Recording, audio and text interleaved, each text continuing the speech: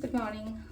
Ngasi card message ngasi se koi gi numajing nimit ko. Numajing haina harak di numajing gi number se akoi gi 156 laire kaladana keno akoi gi pink color kumba kai gumba set pe ya ko pink color set pe yellow oranges kumba kai gumba tar nimit ki matu se si set pe ya ko adu ma laire do ha ba koi card message ngase timing sa pe di ngase ko numbers 156 laire chak thong ba koi na ha pa ya ba chini angang ba gumba kai gumba mai tar adu ha pe ko cha ba su ya ko ha di ngasai chini angang ba do only just ha pa khatangi wana tabi ko chini angang ba gumba kai gumba mai na cha ba su ya ko adu sisima laire ko ha di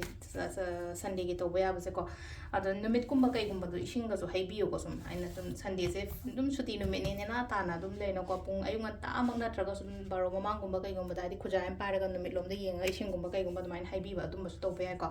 aham ba se da leire ani shu ba se da leire aduga ahum su ba se leire ko first consider second consider na traga third consider ama khala so first card consider second card consider na traga third card consider ama khala se do ahan ba khan ba ngai yenga se ko ahan ba khan ba ngai na kari message no ngasi lai se ko ahan ba khan ba ngai gi oina silai se ko King of Wands like ko hadi kai no khara khallaga lai koina tawhange kaina khanbado ai shu tawge aduga mingon su takpi ba tambi ba tawhange kaina khanbado maka si the directions kumba kai gumba pibi ba copy ba mai taraga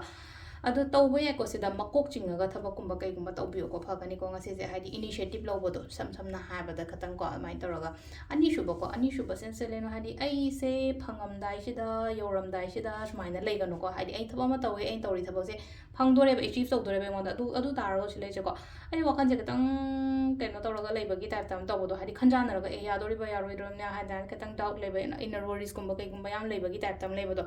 hadi smaina leiba yade ko nangi do phangdore adu na kharaga katang positive oil mindset hadi shai thanda hadi doubt thambi da ko ahum su ba sense lai se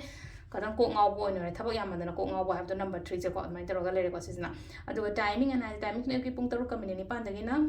trama thoga minute phone ko dagi 12 ka minute yang kani thoi de na ani ka minute 39 phone lere adagi mu manga ka minute yang kai taruk dagi na nungdangi 8 ka minute yang kani thoi phone lere ko aduga amana ahingi 12 makhai dagi na pung ama ka minute ni fu 8 phone lere ko aduga nongalam dagi na 3 ka minute ni pan dagi na 3 ka minute 13 phone ko sisna ko yinga sigi wena phaba timing ko adu sida lere ko daily card message ma'am thank you